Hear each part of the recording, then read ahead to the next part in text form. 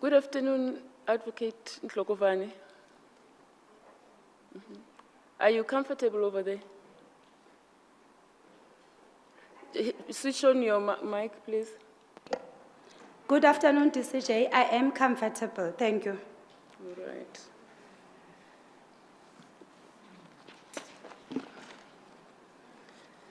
You hold 3 law degrees, a BUris, LLB, and a master's in family law, right? Indeed, DCJ. You also have certificates. You have an advanced certificate in ADR, Indeed, DCJ. and you did a course in arbitration in the construction industry. Correct, DCJ. Right. You started your legal career in 1998 in Kimberley, Correct? where you were a trainee registrar, Correct, DCJ. but you never bloomed into a full registrar. Why did you leave?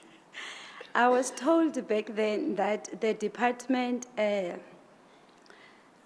recruited more than what they needed, and we were made to choose between being estate controllers and being public prosecutors, and I went for the latter. And you became a public prosecutor. Yes.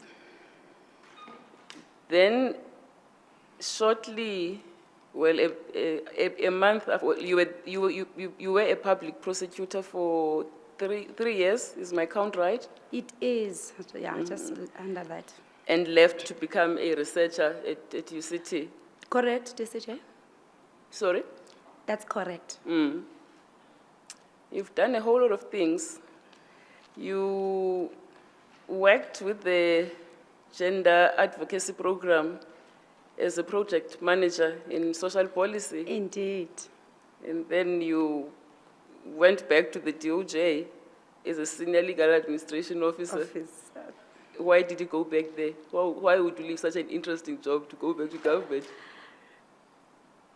Can I just, I didn't get the last. I'm asking why you would leave that exciting job with GAP to go back to a dreary job with government.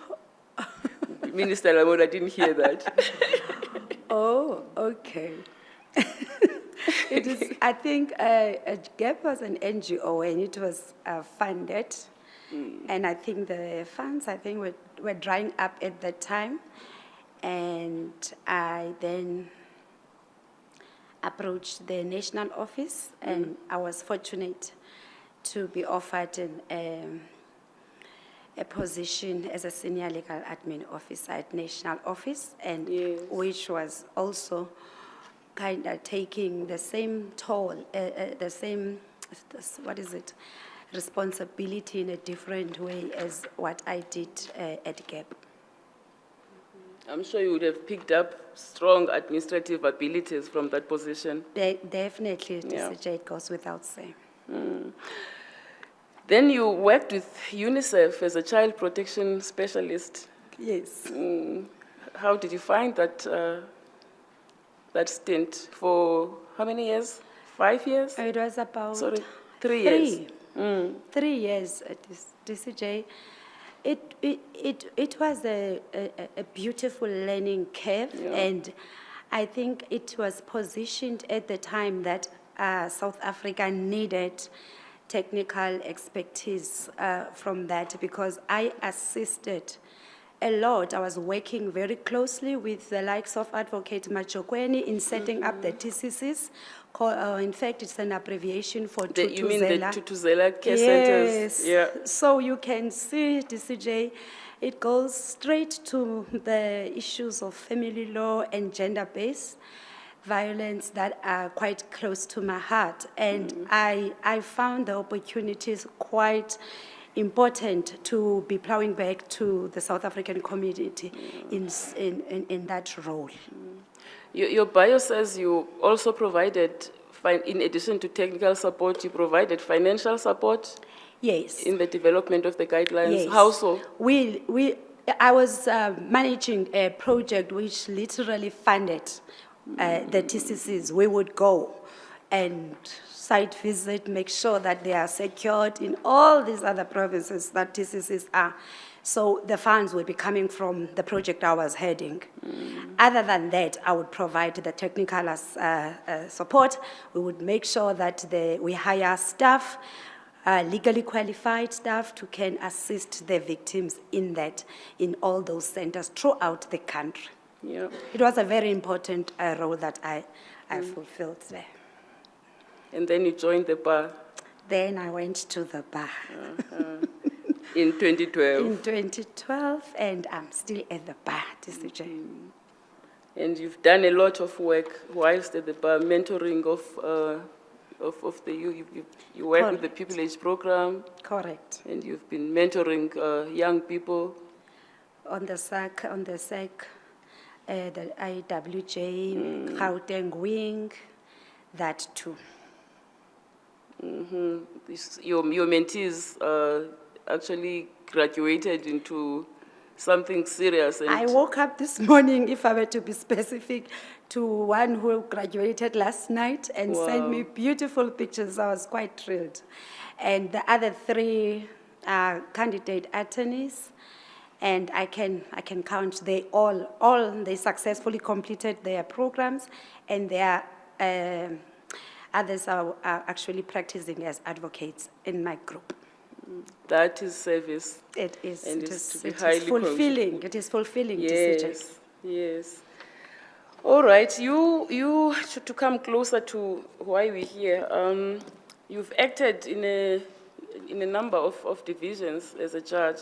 Correct. Limpopo, Northern Cape, Mpumalanga, and then Gauteng. I Yes. count a total of 126 weeks of It acting is. stints. Yes, it is, TCJ. It's exactly that. Well, it was time you applied for a permanent appointment then.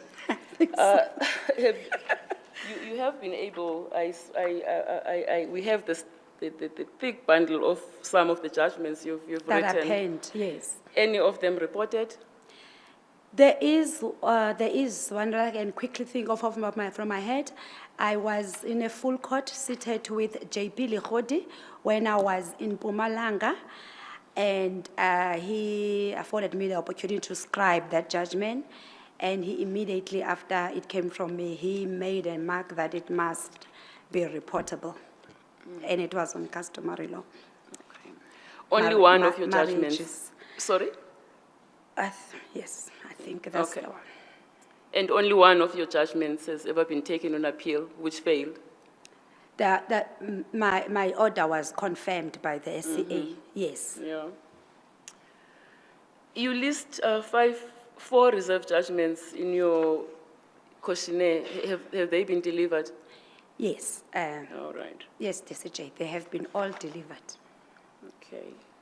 Well, thank you. I'll hand over to my colleagues to put questions to you.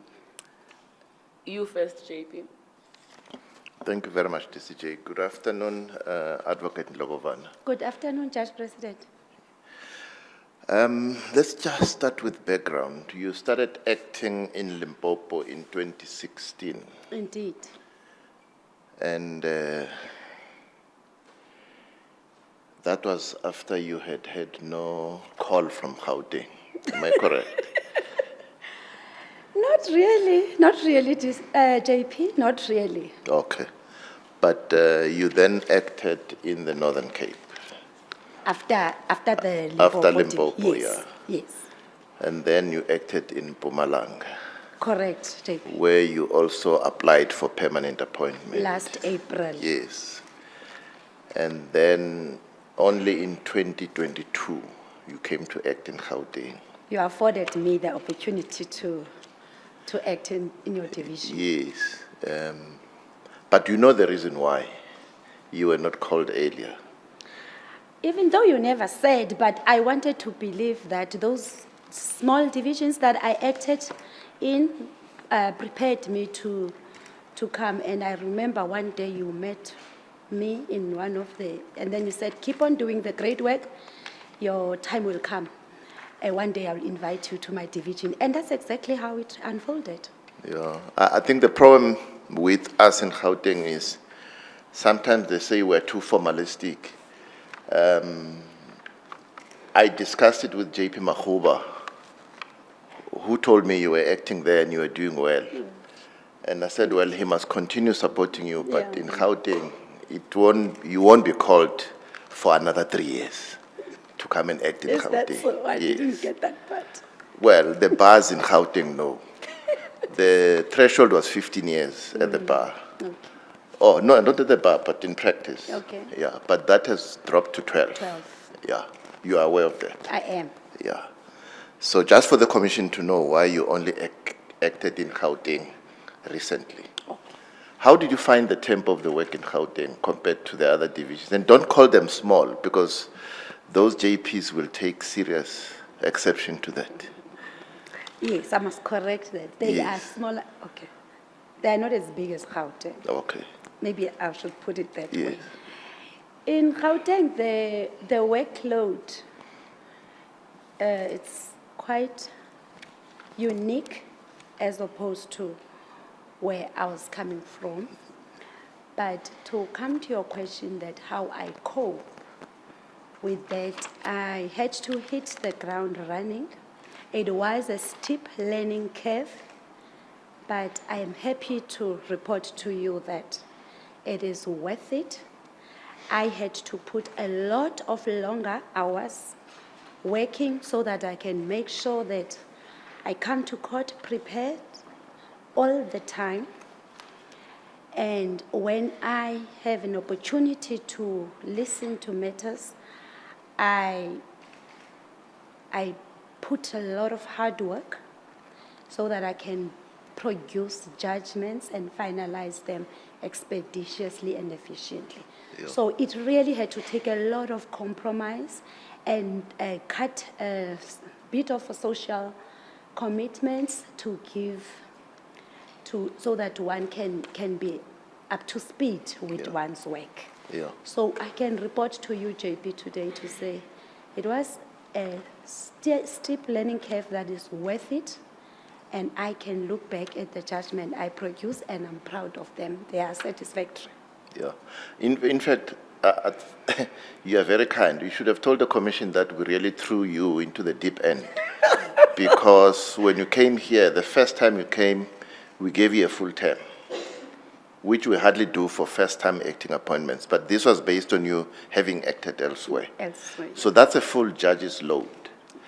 And the second term you came to act, we also gave you a full term. You remember? And then term 3, we gave you another full term. Indeed. So you know what it is like to carry a full term in Gauteng. And in between, you gave me a recess duties for 2 weeks. Yes. And I also threw you in the urgent court. In fact, DJP Lidwaba threw you in the urgent court in term 3. How did you find that? I was thrown in the urgent court in term 2 and term 3. Yeah. And there as well, it was quite challenging. And 1 week, I had about between 14 to 16 matters. And I had to I delivered extempore, I had to reserve others. And I saw myself producing judgments within 4 or 5 days in those matters that I've reserved. But in the whole, JP, it was an experience that when I look back, I was like, yeah, because one had to be on her toes all the time. Yeah. Let's just go back to term 1, 2022. You had 2 weeks in the opposed motions. You would have got nothing less than 10 matters per session, am I correct? A week. Right. So roughly you had 20 in the first time you acted in Gauteng. Correct. And if you don't deliver extempores in those that you are confident in, it's easy to pick up 20 reserve judgments just from that week. But you also sat in other matters where you could have picked up reserve judgments, am I correct? You are right. Yeah. You're correct, Chief. And throughout this, you coped. I coped. I'm seated before you today. I don't even have one reserve judgment in that division. Through all of that, I managed to, whatever that I've reserved for the past 3 terms, has been delivered. Yeah. My last question is, you've given us a list of the judgments you've handed down in all divisions. Now, the one fact that we always look at here is how long it took you to hand down these judgments. I note that there's one or two in Gauteng where we don't have the date when the judgment was handed down, but we'll pardon you. But for the other divisions, Northern Cape, Limpopo, and Mpumalanga, the dates are not there. Is there a reason for this? There is, JP, a reason. I was literally battling to get to that stats. What really assisted me were my notes from the bench books that I still possess. Yeah. And I tried to reach out to some of the registrars in that division to no avail. Yeah. But JP, if I were to put you to be comfortable, I left all those those divisions without having not even one Yeah. reserved judgments, and no judgment of mine in those divisions was longer than 3 months. I see. I wanted to confirm that. You have one in Gauteng, which took you, I think, 6 months to do. The Mokhaladi, Teda, and others case. You had it in February 2022 and delivered it on 14 July 2022. Was there a reason for that? You can check. JP, can I check? Yeah, you can check your list. It's not criticism. I just want to check something, JP. Yeah.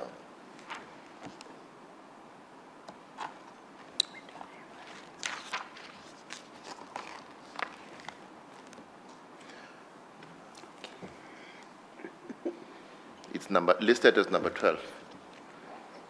Do you have the right book in front of you? I don't have the right book. I just found the right book now. Okay.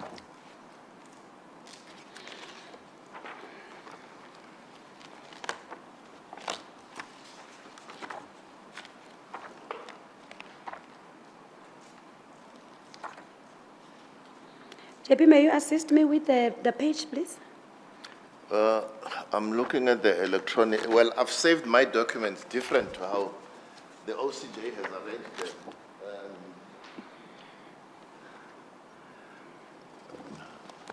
Where's the separate folder? Yeah, let me go grab it. Okay, thank you.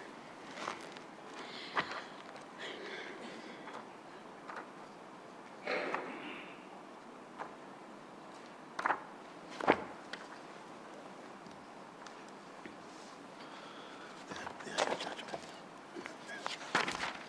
Number 12.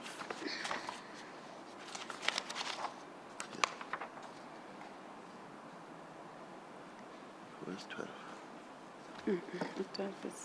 It's not even mine, JP, this one. This is not my list.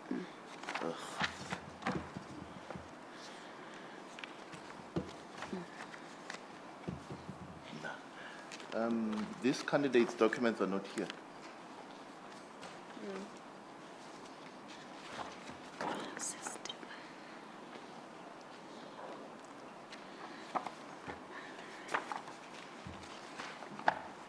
They're not here.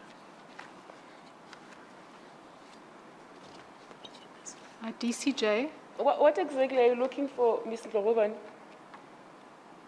No, sorry, DCJ. Is she closer to finding it? She just needs to confirm the fact I put to her that in one of her Gauteng judgments, she took 6 months. She needs to look at the case and remind herself about it. Okay.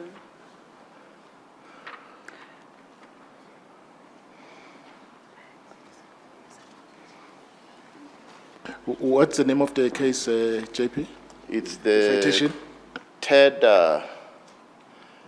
No, it's Mokhaladi, S. Mokhaladi, Teda, and others. It's listed as number 12 in her list. You have it on your laptop, JP?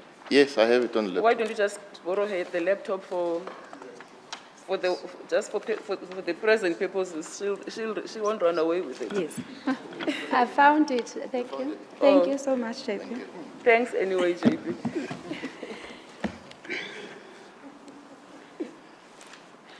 All right. I see exactly what is happening here. JP, Yes. the judgment that has been delivered Yes. on the 2nd of September, because really I was trying to, it is not the main judgment, it's the leave to appeal. You can see there it's also noted as leave to appeal. No, but So if the you main look, judgment. let me disturb you. Look further up. You had the matter on the 17th of February Okay. and delivered the judgment on the 14th of July. You see that? And then you had the leave of appeal on the 30th of August and handed down that judgment on the 2nd of September, the leave to appeal judgment. This judgment, JP, the main one was Yes. delivered just under 4 months, not 6. Oh, Yes, from Feb. Yeah, it's not 6, but it's just over, it is over 3 5 months. months. Yes, it is over 3 months. What is important is over 3 months, and it was involving a CEO it was quite complex. It had novel matters, and I needed to apply my mind I see. on that. That's why it took a bit longer than the ones. But if you can look at the trend, you will see that. And it was appealed, and then I had to write 2 judgments in that matter. no, you're correct. The trend is, it shows you deliver your judgments expeditiously. Thank you. Yeah, I was saying, I wasn't criticizing you, but I was just saying it was against your trend of handing down Thank judgments. you. And I wanted to know why, what happened. I hope I've Yeah. answered. Thank you very much, DCJ. No further questions. Thank you, JP. JP. MEC Mamabolo, do you have questions for the candidate? Okay. Commissioner Nyambi? Thank you, DCJ. Afternoon, Advocate Ndlokovane. Good afternoon, Commissioner. The last time you were here, when the former Chief Justice asked you, how are you?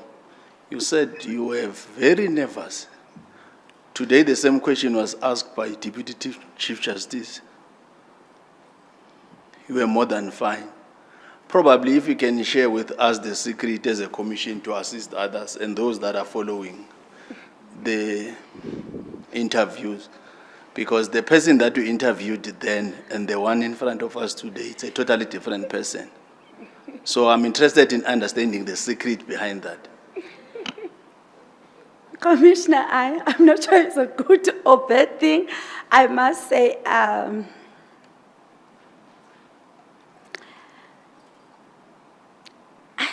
think I'm in a good space. And secondly, I took a lot of colleagues, senior colleagues at the bar and in the bench. They said, when they were wishing me well, they said, relax. And I think that's what I've been practicing, just for me to be in a very calm calm space, and I found it to be working. Not that I don't take this process serious at all, but I thought with calmness, one is quite level-headed. And I so wish it can really be everybody's approach. I found myself to be quite calm this time around, as opposed to the first time. My last question, thanks. It's assisting.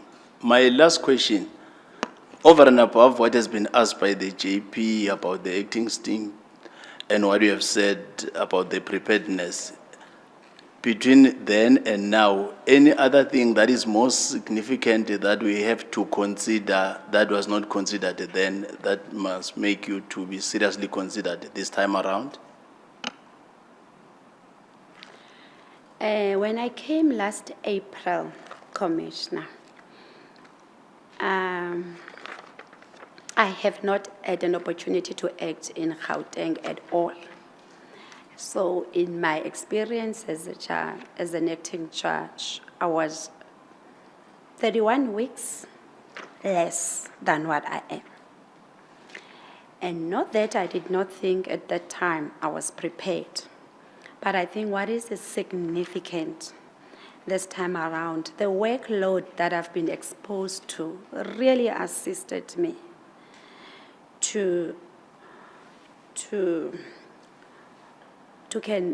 have the approach to judgment writing and just presiding in general. And I think all these other formal qualifications that I'm possessing, I see now them all coming to fruition. And I am now finalizing my matters quite quicker than I used to, and used to in the past. But I think that what is really important now, that is significant, that you have to also consider, is that the Gauteng stint, and especially presiding in a division with a unique workload as in Gauteng, should come as a very significant point in your assessing my application. Thank you, Advocate Ndlokovane. Thank you, Deputy Chief Justice. Thanks, Commissioner Nyambi. Commissioner Moimang? Thank you, Deputy Chief Justice. Good afternoon, Acting Judge Ndlokovane. Good afternoon, Commissioner. Just 2 questions from my side, which emanates from one of your judgments that you have listed, El Mambani. Which one, Commissioner? El Mambani and 2 others. It is it is in book 2 of 3, page 27, the paginated one. I've got the list in front of me, Commissioner. You may proceed. Yes. What attracted me to this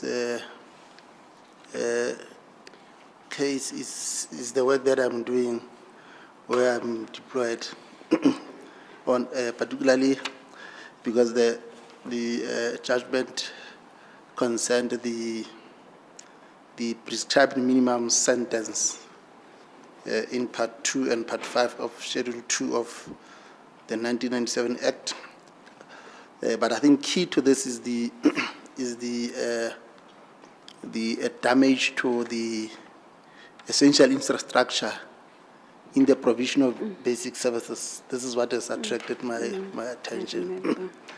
Now, despite the coming into effect on the 1st of June 2016 of the Criminal Matters Amendment Act 18 of 2015, the theft of cables and disruption of railway lines and electric or transmission lines continues unabated. What lessons from this judgment could be learned to arrest the mushrooming of the business of scrap metals? Secondly, because you refuse to interfere with the findings of the of facts of the trial court. What usually will guide the appeal court whether to interfere with the sentence of the lower court or the findings of a lower court? Thank you. Thank you. Yes, Commissioner, in this matter, it was an appeal. It was a full bench appeal. I was seated with my sister. Thank you, Deputy Chief Justice. Can you just move closer to the mic? You can hear. I apologize for that. Is it better now? Thank you. In this matter, I remember well. It was a appeal. I was seated with my sister Ndlokovane in this matter, and she afforded me an opportunity to scribe the judgment. It indeed entailed the theft of cables, yes. And we listened to the hearing. We listened to the submissions. We read the record, and we then found that the court accord did not misdirect itself in coming to convict. There were about 4 of them, I think. Yes. So there was no misdirection from the Kodako, and we felt that there was no need to interfere in that record, which is basically the test for in any criminal appeal. I'm not sure if you are satisfied with the response.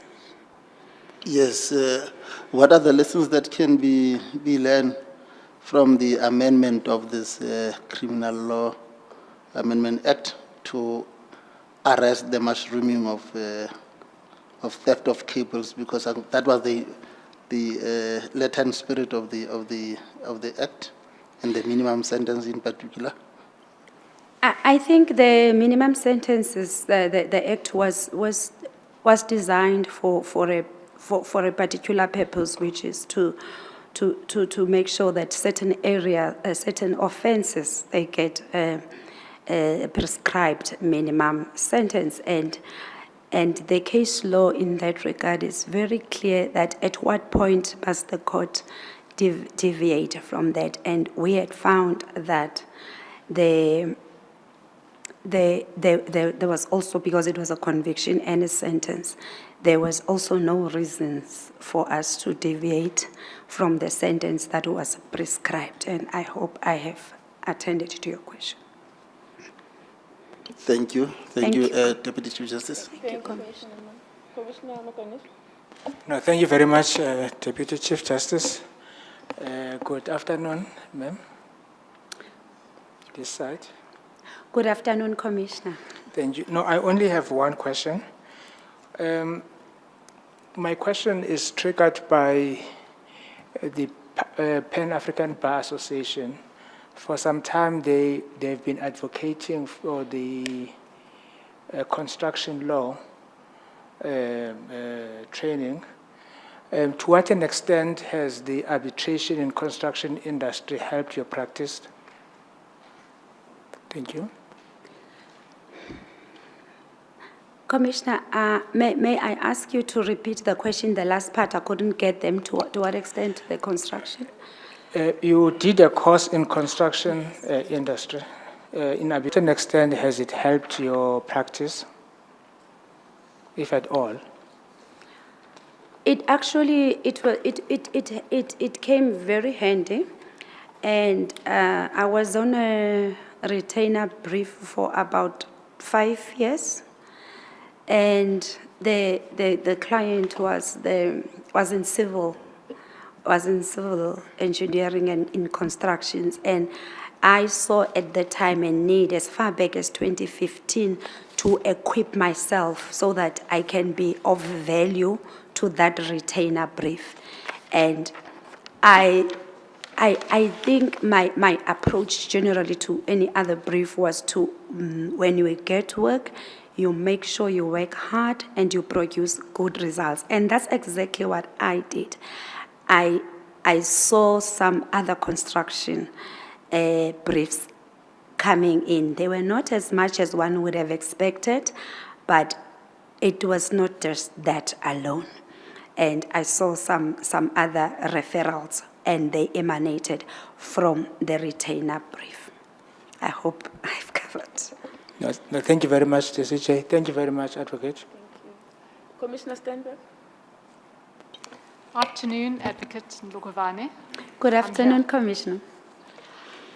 You'll see that in the GCB's evaluation, they say that your judgments are balanced and well-researched, but they raise a query as to whether you have knowledge or experience in constitutional law, because it wasn't evident in the judgments they could find.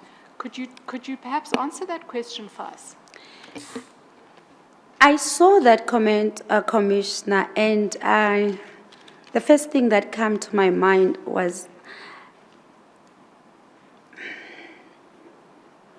the Constitution is the supreme law in our country. Once you have acted and you have had an opportunity to act and have produced the kind of judgments that I've produced, there's no way one can miss that, because each and every aspect one can even make an example and go as far as unopposed motions. There's always there's always constitutional imperatives in in all matters that we are seized with, and it kind of took me by surprise. But I would not stand here and defend and say I'm a constitutional expert. I will not say, but I'm sure I'm saying what I'm submitting to the commission today is that the very same bar, I think comments said that there's a blend, and they've seen me the judgments that are produced. I have legal principles that are sound and satisfactory, and that again tells me which legal principles will be then sound, and they are not married to the values of the Constitution. But there is a lot of room for improvement. I believe that. I'm always keen to learn, and I'm always keen to learn, but I just do not see myself not having a clue at all in terms of what our Constitution is all about. I don't know if you are covered. Can I follow up, I don't- DCJ? Excuse me? Oh. I don't think that anyone was suggesting that you don't have a clue. I'm sorry, Commissioner Steinberg, you're speaking away from the mic. I can't hear you. Excuse me? You're speaking away from the mic. Just I was saying that there was never a suggestion that the advocate didn't have a clue. I'm happy. On the contrary, as you say,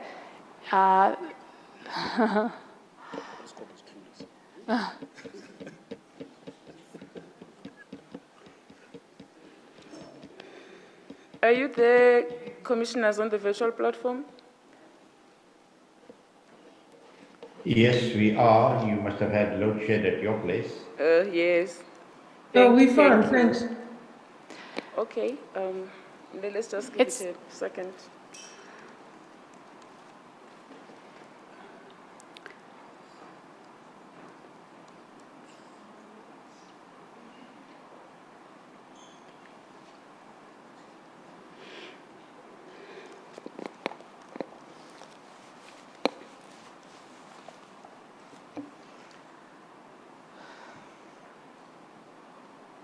You may continue, Commissioner. thank you, DCJ. It's just that there's a difference between applying constitutional principles and tackling, for example, a constitutional challenge to a statute or something like that. Have you dealt with a complicated administrative law case?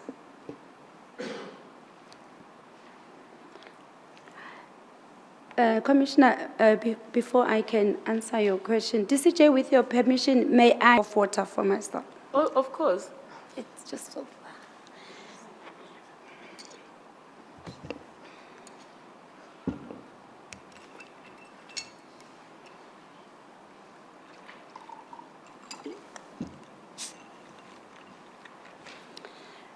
To come back to your question, Commissioner, whether I've dealt with a complex administrative law matter, I don't think so, not a complex one. I guess my concern is that sitting in Johannesburg and Pretoria, it's really the Johannesburg and Pretoria are the place where many administrative law cases are heard, because the administration sits in Pretoria, for example. Do you not think it might be to your advantage to act a little longer and to get a better grasp of these issues before you're permanently appointed? I don't think so. I don't think so. I think the acting stints have prepared me to understand the basics, that in terms of judgment writing and how to apply the facts to the law. And in the event that I'm allocated a complex one, if I were to come to, I'm sure once one has the basic things of what to do, I'm sure it cannot harm for me to produce a satisfactory and a sound judgment. And also, I can also say that if it will comfort you, it will. I don't think the GCP's comments were that I be considered for the permanent position, and they've cited the reason. I will not reiterate them. But I am really a person who is keen to learn. I'm very much aware that I will not be an expert in all areas of the law, but I'm sure that I am ready, as the DCJ has also said earlier on, that I should have availed myself long earlier for a permanent position. And I believe that I am ready to ascend to the bench for a permanent position. Thank you, Commissioner. Thanks, DCJ.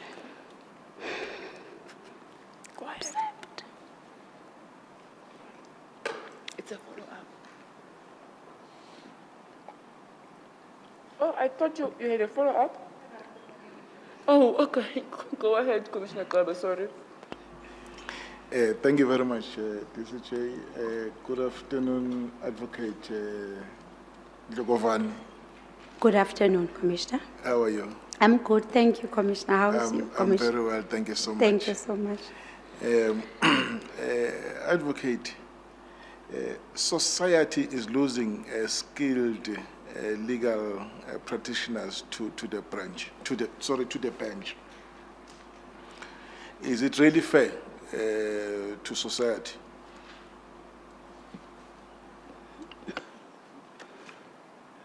Can I answer? Please. Yes, please. I will be serving the very same society, even if I am appointed permanently, but on a different level, and I do not think it is fair. All society that the society needs is to have people or legal practitioners who are committed to social justice, and I think that's the person that you are seated, that you are looking at. And I believe that even though I were to be appointed permanently, I will still serve the society. Must we as society be happy that we are losing skilled legal practitioners to the bench? I think the society must be happy to see that this commission is not just doing lip service to fast-tracking women to the bench, but it's actually doing exactly what it's supposed to do by also recommending me to the bench. And I'll go back and I'll take good care of the interest of the society and the public at large. No, thank you very much. I thought I should just ask you a question. Thank you, Commissioner. Just Jay. Commissioner Pillay. Thank you, DCJ. Good afternoon, Advocate Ndlokovane. Good afternoon. Good afternoon, Commissioner. May I ask you about the Pieterse judgment? Yes. I see that you were allocated a case involving what by anybody's account appears to be a serial rapist. And in fact, you make very serious findings against him. I declared. Including the fact that he's a serial rapist, he preys on women and children. And at some point in your judgment, you say he doesn't demonstrate remorse. And for as long as he is on the streets, women are not safe. Indeed, Commissioner Bill. What troubles me, though, is that when you get to your order doesn't quite reflect that degree of severity. You sentence the accused, and on the face of it, your sentences all seem fairly severe. I mean, you deal with each count. I have questions around how you work out your quantification of your sentencing, because different rapes attract different sentences. It's not quite clear to me the basis on which you arrived there, except obviously for the rape that occurred before the minimum sentencing legislation came into effect. So that's my first concern. I'm concerned about how you quantify the sentences for the remaining rapes, given the fact that you seem to treat them almost a lot, as if they took place within the same factual matrix. But my deeper concern is this. What you do is you include Order 9 to your list of orders. And Order 9 says, I mean, you give him multiple life sentences for different rapes, rapes of minors, multiple rapes of women. And then you say in Order 9, it is ordered that all sentences run concurrently with the 3 sentences of life, which life imprisonment will also run concurrently with each other. So effectively, in one fell swoop, you reduce everything he has done to 1 life sentence. Was that your intention when you included that order? And did you envisage him being eventually released in whatever way?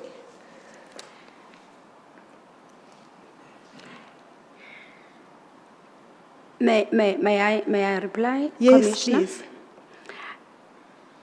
I remember that case very well, Commissioner Pillay. And I think it's just that I don't see it in front of me, but I'm sure your questions I'll be able to answer. There's one. You can look at it at page 338 of the bundle in front of you. That's where your judgment and your order appears. Thank you for that assistance. Yes. As you've rightly pointed out, that some of the rapes some were attempted, some were for children under a certain age, others were for elderlies, and there I got guided by the minimum sentence. So you'll see that I've given I've ordered the sentences as in the minimum sentences, and then it is the last order that I said which life imprisonment will also run concurrently with each other. And I have factored for me, what was important was if the minimum sentence is prescribed, a certain sentence, he must get that. Yes. Then it is the concurrency that I then said, then that is one. And then on the last one, what was You see, sorry, if you can just stop there. The concurrency is the issue I'm raising with you. Because what you do is you go to great lengths to say there are no substantial or compelling reasons which will warrant a deviation from the prescribed minimum sentence. All right? Yes. But then you include the concurrency. And that's what I'm asking you about. The decision as to whether it should be consecutive or concurrent is also a decision which has to be explained in your judgment. And you don't tell us why you opt for either concurrency or consecutiveness. And what troubles me from reading this is that you opt for concurrency, but firstly, you don't explain why, and secondly, when you do, you reduce the cumulative sentence just to a single life imprisonment sentence. Yes, I think I did factor everything, and that was the order I was satisfied to order. That was sentence I was satisfied to order at the time, but I want us to also, Commissioner, to also, and in answering your question, to look at the other orders where I said even if he had to go out and be in the community, he can not work in an environment where there are. So I think I look at all of that holistically. And that was exactly the second part of my question. In your order, you certainly seem to envisage that at some point he's going to go back into society. Even though you've made a finding that as long as he is on the streets, women will be unsafe. Yes. In so doing, I was also considering that there are certain other penal provisions that the correctional services are having, and in the event that those are in place, the children remains protected, the women remain protected, even though, because at that time it will not come back to me, it would have passed me. So at least I wanted to, for me it was important to make sure that even if he gets one day that opportunity to be outside, but it does not take away the seriousness of what you convicted him for. I hope I've covered you. Well, let's leave it there. I just want to turn to a second issue, and that's, it was quite gratifying to hear that you had been on a retainer to get involved in construction work. You'll know that it's an area of the law where there are precious few black women involved in that area. May I ask, and you indicate that there were a number of instructions that came afterwards the retainer. Can I ask, in the course of you carrying out your retainer and in the subsequent instructions that came, did you utilize any opportunity to expose other black juniors to the work? In other words, did you bring on black junior women to assist you in those matters? I did.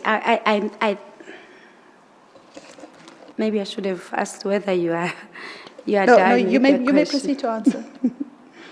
Yes, I did. I remember one instant. I applied to the Bar Council in terms of Rule 7, I think, to get assistance, and there was afforded a junior counsel to assist me, and he was paid from the transformation fund of the bar.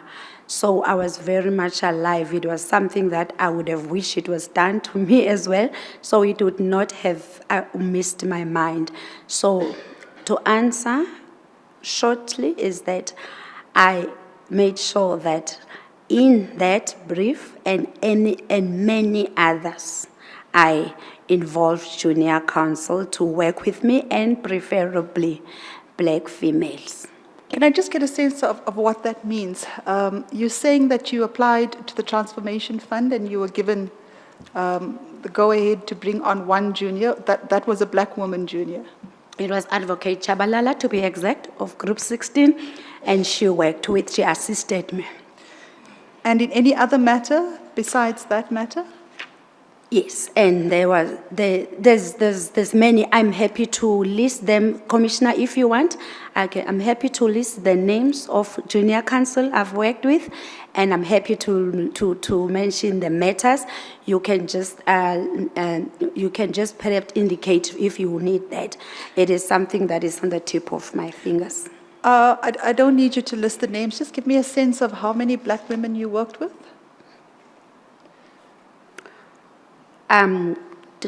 Counting a total of about 12, quickly so out of my mind. Okay. About 12. And these were all construction matters? No, it is a mixed bag. It was ranging from family law, unlawful arrest, construction, and the likes. And in construction matters, how many black women? I think it was the one incident that for construction, but for the other areas of law, it was about, say, 11. All right. Can we just discuss the construction matters? You say you've only managed to bring one woman junior on. Why were you not able to bring on more women in other matters? I brought in other matters because there was an indication that the attorneys would be able to fund a second counsel, and then the ones that I've applied for the Rule 7 one, it was that indication that there were no funds from clients, and then I sought assistance from the transformation fund of the bar. Right, so you're saying you requested a junior, but your attorneys weren't able to fund a junior? The client, rather. The client didn't want to fund a junior? Yes. Right. Thank you, DCJ. Commissioner Malone? Thank you, TCJ. Good afternoon, ma'am. Good afternoon, Commissioner Palo. Yes. I see that you have acted a total of 126 weeks. Correct. Which is quite impressive. And you started in 2016 through to 2022. Now, maybe the first question that I must ask is, these statistics, and let's look just at the 2022. You've acted 31 weeks so far. And the question that it raises sort of unavoidably is, but what does this mean for your practice? Does it mean you do not have a practice? Is that why in 2022, in September, you already have 31 weeks of acting, and so on with the other weeks? Can you just say something about your practice?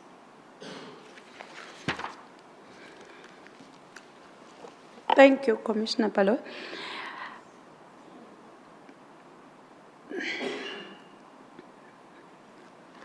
It means that I still have a practice, even though it is compromised by the number of weeks that I spend at the bench. There is a practice, but as you would appreciate, Commissioner Palo, that once you are at the bench, there's definitely nothing that you can do. There's not much that you can do, but there's some positiveness in that. I have some of my work that I get from private attorneys, and I would speak and engage them to have a replacement for the time that I'm at the bench. And I've seen about few of them who are really taking good care of my practice, agreeing and being amenable to afford me an opportunity to have counsel to replace me. And once it is the recess, and I'll be having an opportunity to take over from where they are. There are some of the matters that will be finalized without waiting for recess, and it will be a result that I will accept. Can I perhaps just explain the reason for or what is behind my question? It is really a concern about what does it say about your experience and exposure that you spent so much time acting, 31 weeks in 2022 already. How much have you had opportunity to do the proper stuff of litigating as counsel? And what kind of matters are you doing or that remain in your practice that actually are of significance for purposes of us assessing your experience and exposure? Could I add, DCJ, with your permission? Because I think my question would be better answered if it's an addition to Commissioner Baloyi. Yes, please. Oh, go thank ahead. you, DCJ.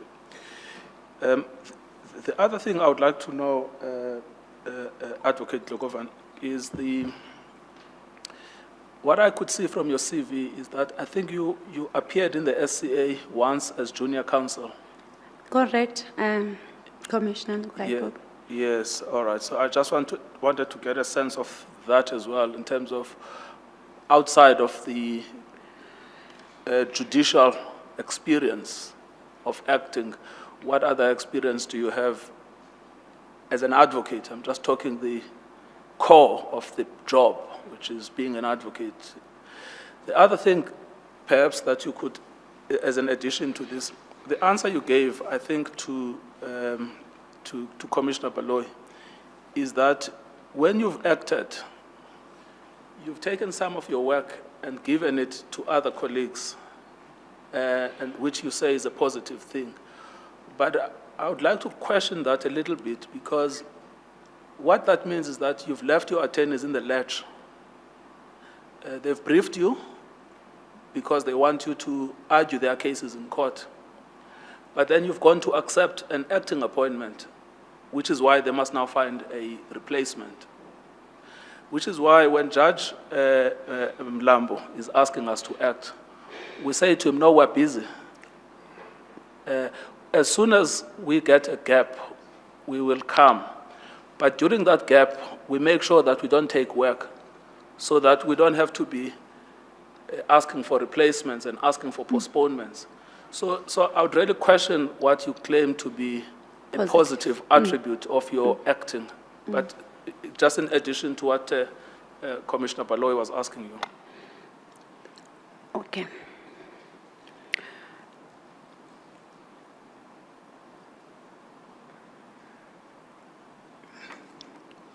Thank you, Commissioner Ngogaitobi, for that. Yes, I have appeared as counsel, as a junior at SCA, and that very same matter was escalated at, it went to Constitutional Court. And once more, I was a junior there, And I would just like to indicate something about what you said, in response to what you said. The beauty about Judge O.J.P. Mlambo, when he wants to make use of you in his division, he will not surprise you. He will let you know, and he will find out from you when you are available, and you will be able to then indicate and arrange the work in your practice as an advocate. And I must mention that there were those that I had to unfortunately pass on, and to colleagues. And coming back to that needed a work of services of counsel, I beg your pardon, during the time that I was not available. Then also, coming to what Commissioner Baloyi also checked with earlier on, is that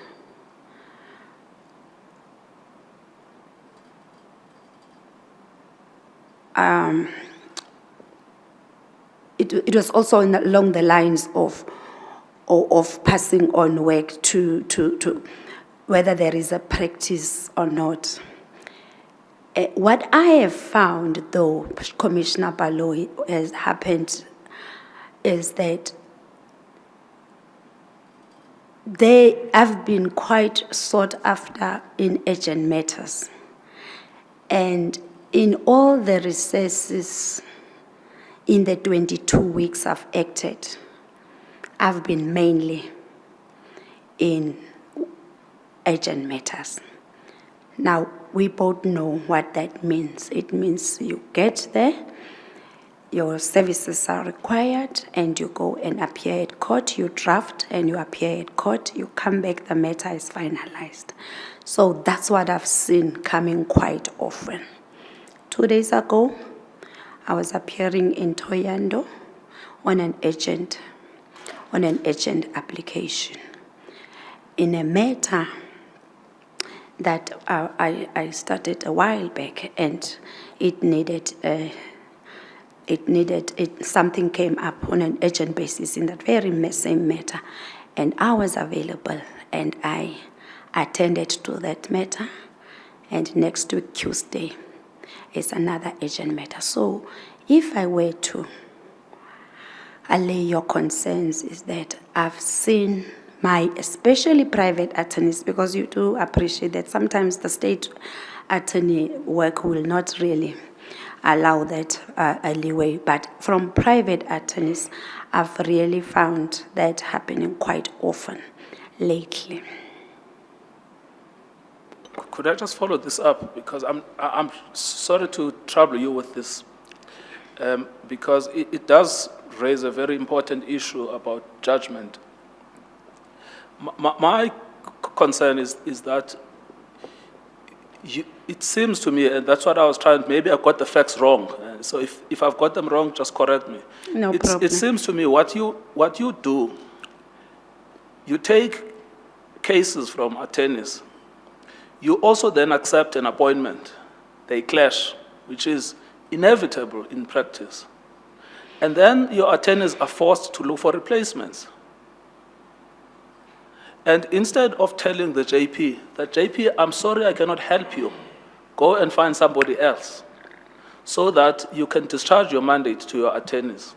That is what I'm putting to you from the answer you gave to Commissioner Bellow. That is what worries me, that this idea that, no, they can find someone else is really unsettling for me. And that's what I want you to, tell me I've got it wrong, or this is a wrong impression, or what exactly is going on. Commissioner Ndlokovane, I think you've got it wrong, and if I didn't clarify it, may I take this opportunity and do so?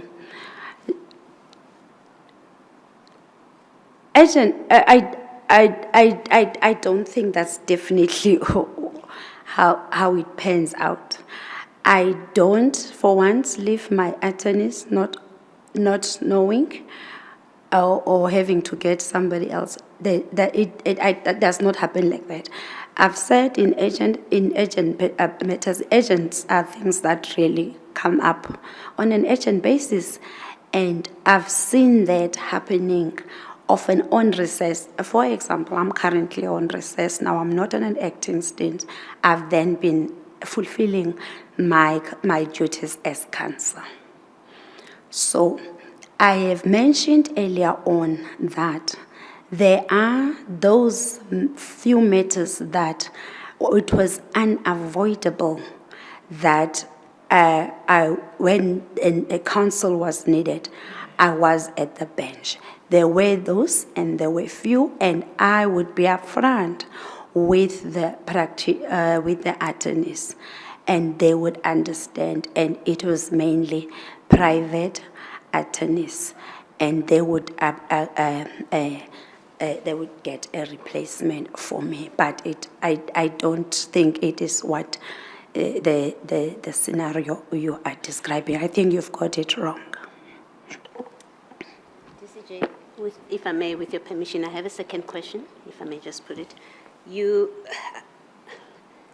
There's a significance to me that you've acted for so long, and the next question that I'm going to ask you, hopefully you can allay my concern.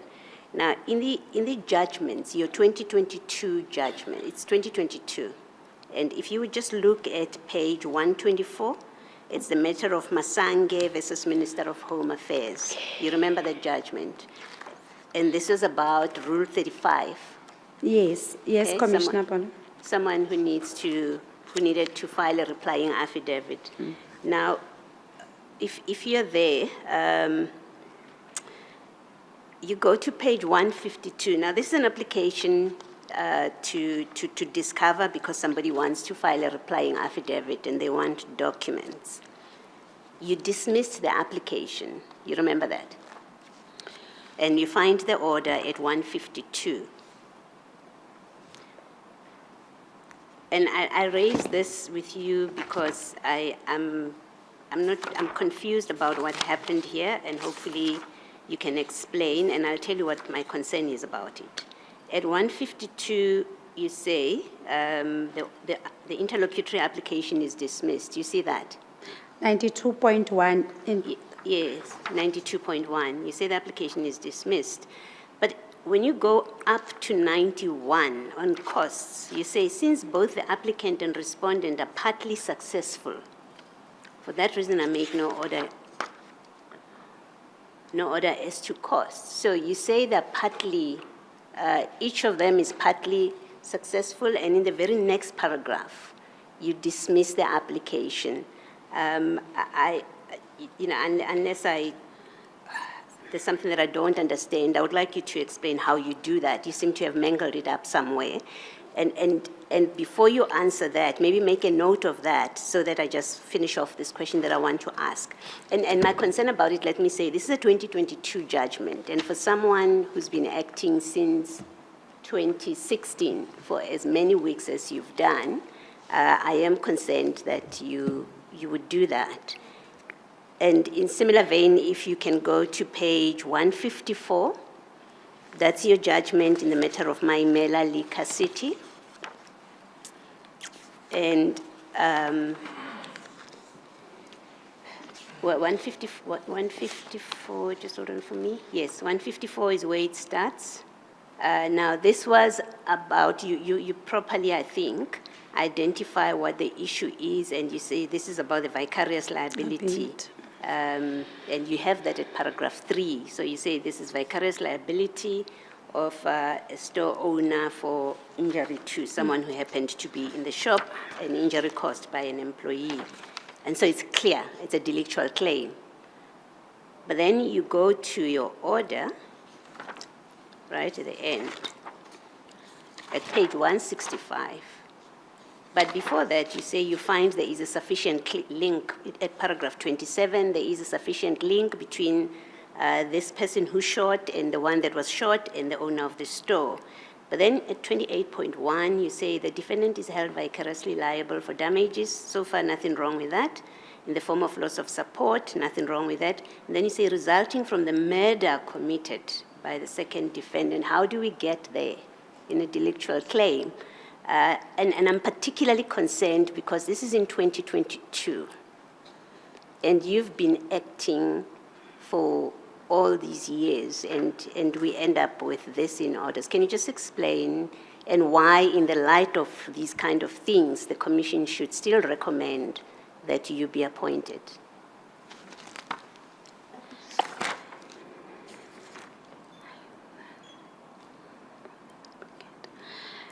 Let me start with 152. 152, Commissioner Baloyi, you were saying the application is dismissed.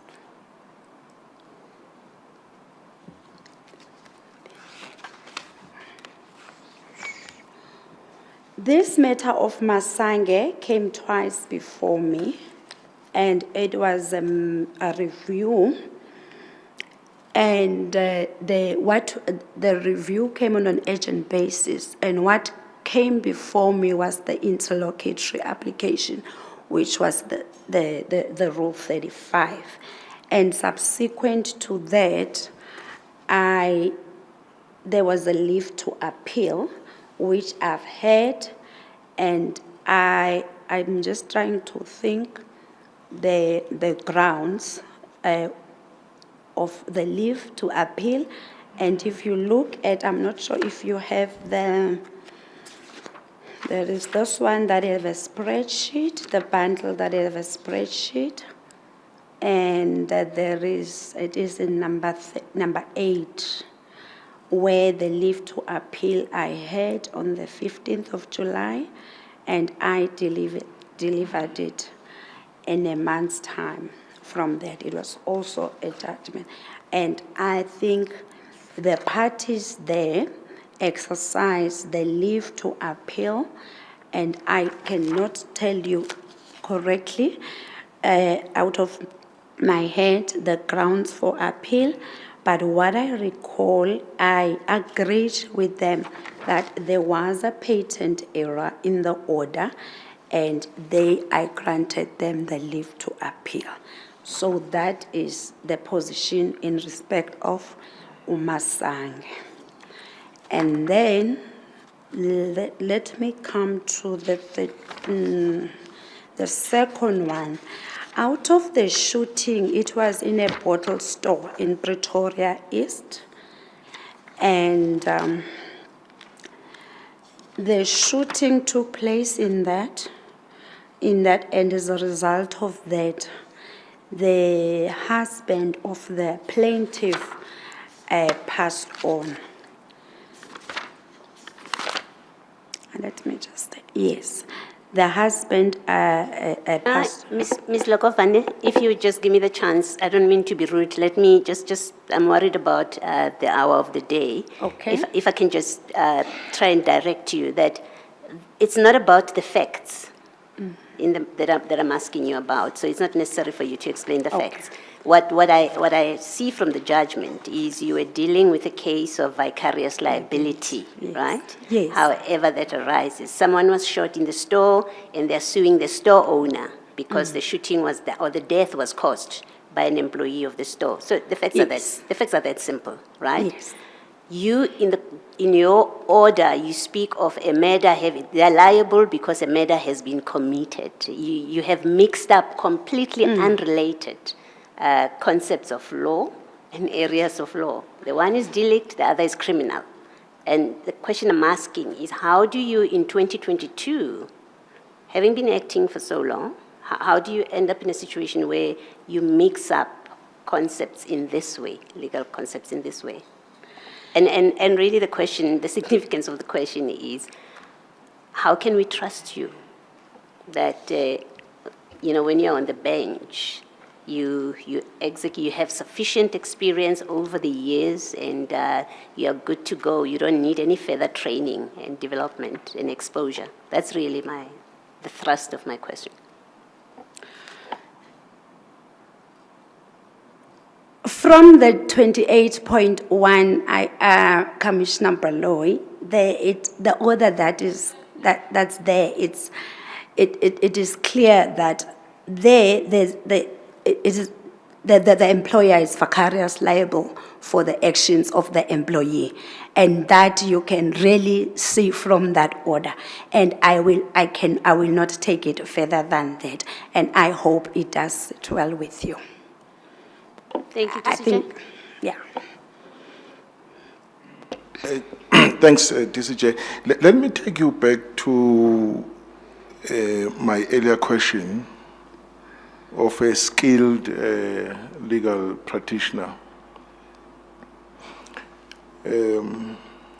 How do I assess the skills of the candidate if I do not have any information before me?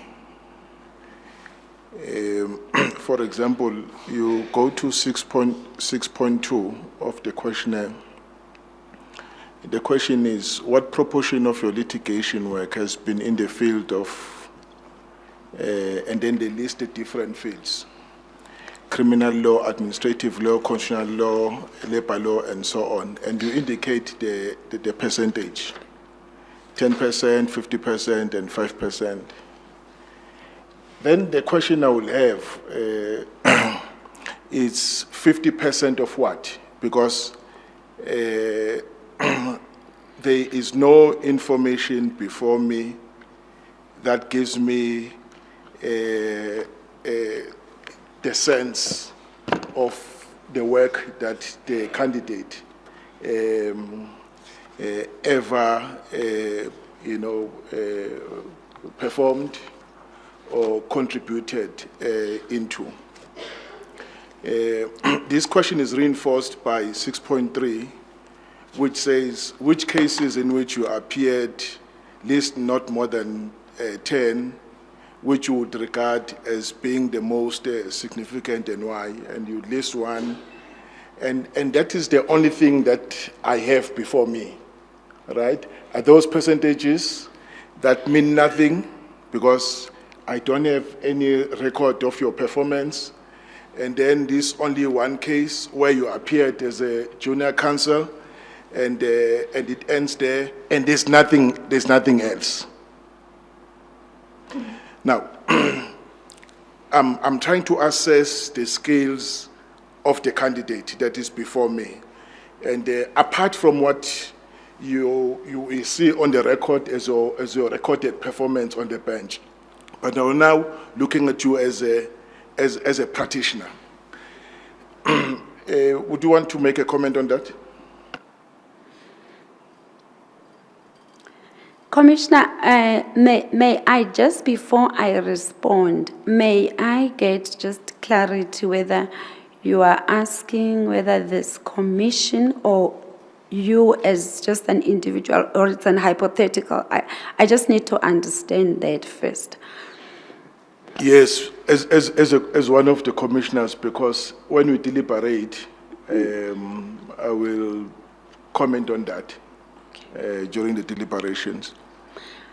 I would submit to you that you have quite a number of things or factors that can assist the commission, and that dates back from the formal qualifications I possess, where I started up as a public prosecutor, up to all those formal qualifications as earlier alluded to by the DCJ, and I've confirmed them. The training I attended, aspirant judges training, not only that, the work experience that I've been exposed to over a number of times, including the acting stints, as have been also alluded. I will not repeat that.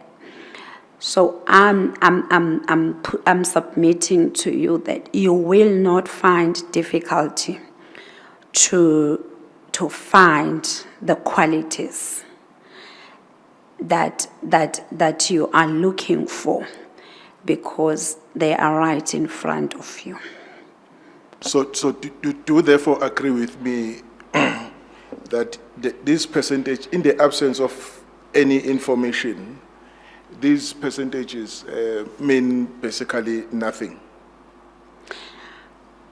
I want to believe they Because are just a guide. Sorry, because I can't, they cannot be independently verified. Yes. I would submit to the commission that they are a guide, but one will have to really go further. And they are a guide to assist, but you need to have a cumulative and a holistic understanding of the person who is before the commission and who is raising the hand, and those the experiences and the portfolios that I've been exposed to have prepared me for the positions that I'm raising my hand for. So yes, Commissioner, you will have to, not to look at 6.2 alone, you will have to look at judgments, you will have to look holistically at the experience that I'm coming with, and that's what you need to look at. No, thank you very much. I hope it assisted. Advocate. Just a comment, Ms. Ndlokovane, you know, your colleagues from that side articulated a thought I had as I was leading you on your acting stance, but I did not say it out loud. But what I was thinking to myself was that from 1 July 2016, you have not really practiced, because you went to act for 3 months in 2016, from July to September. You were acting as a regional magistrate in the Free State. And then from there, you went to act from October, the very following month. After you acted as a regional magistrate, you went to Limpopo. And then, the whole year you were gone. You acted in Limpopo till December. I beg your pardon, TCJ, you are. I'm muffled, sorry. Yeah, I can't hear. I'm saying, I thought to myself as I led you earlier that from 1 July 2016, you have not really practiced as an advocate. You know, from... Correct. Yeah. I'm not castigating you for that. Don't misunderstand. Because you acted as a regional magistrate for 3 full months, and then you went to Limpopo, and from there, until to date, I did not put the other thing you mentioned in your application form, that as you were filling in this application form, you had actually been invited to act again in the Gauteng division during the third term. Yes. So you have not really been in chambers in 2022 as well. Isn't that the sum of your CV really? That you practice as an advocate from 2012, April or May 2012, until end of June 2016. And that's the sum of the time you've spent at the bar. I'll assist. Are you finished, DCJ? Yeah, would that be a fair assessment of your trajectory? DCJ, I will assist DCJ further, and in saying in as much as most of the time, as you have correctly pointed out, I've been at the bench in the various divisions. The DCJ must also look at, before 2016, from 2013, I was right through an advocate. There were no acting stints, and those were the those years that really when you need to get and learn the ropes at the bar. And there were full 4 years uninterrupted where I was working as I was working as an advocate, and I was not having any acting stints. Then we come to 2016. There were 2 terms of 2016. We come to 2018. The entire year in 2018, I was not at the bench at all. The questionnaire will also state that. And then the other years are the ones that you correctly pointed out. So when you look at the trajectory, it is not as really what comes out. Yes, 126 weeks of practice. Now we can quickly do our arithmetic. If one has been in practice since 2012, but let's count out the year 2012 because it is the year that I was doing pupillage. And then when one looks at 2013, that's actually the year one has run a practice. And when you remove 126 weeks of that, one is actually left with quite a substantial amount of time that I have worked that I have executed my role as a counsel, and I hope I have addressed your concern, DCJ. No, we say the same thing. Okay. And I said I'm not castigating you. If you left your affairs in order when you went to the bench, then there's absolutely nothing wrong with what you did, and you've been able to maintain your bar dues and whatever it is that you have to do there. I was just pointing out something. Okay. Thank you, DCJ. Thank you. DCJ, I would like to just clarify, to add on your question, to make sure that I've also got my notes right. Does that mean that, Advocate Ndlokovane, you went to act after 3 years at the bar? I don't think that's correct, Advocate Ngugaitobi. I can quickly count on my fingers. 23. Yes. Yes. So which one is not correct? You are correct, Advocate Ngugaitobi, but I just need to also, if you allow me to also add something on that. And this is what So it's correct that you went to act after 3 years? When you count from 2013 is 2016. Yes, that's the time. You see, yeah, because pupillage really ends in November, and practice starts in January. Yes. And then you went to act in 2016. Correct. So that's 3 years in my calculation. You are correct, but I want to add something so that you can have, I want to put context to that. And the context is, when I joined the bar in 2012, I had 15 years of working experience in different portfolios, and they are there in my CV. So when I came to the bar in 2012, I was having a 15-year service under my belt of working experience after my formal qualification as a lawyer. As what exactly, this experience? I can repeat, it was alluded to by the DCJ earlier on. If you allow me, I'm happy to repeat. This is, at that time, I was a prosecutor. I was a former prosecutor. At that time, I had worked at the United Nations in the portfolios that I've mentioned. I had worked at the gender advocacy program.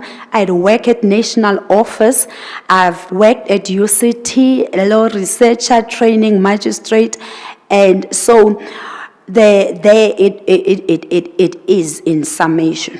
No, I've got it in front of me. My reading of this is that you were a prosecutor in April 1999 to March 2001. That gives me 2 years Yes, of actual court work. yes. Thereafter, you became a researcher, a project manager, a legal administration officer, and you worked at the United Nations, and that was the end. Thereafter, you went to pupillage. So your actual experience as a lawyer, it seems, was 3 years.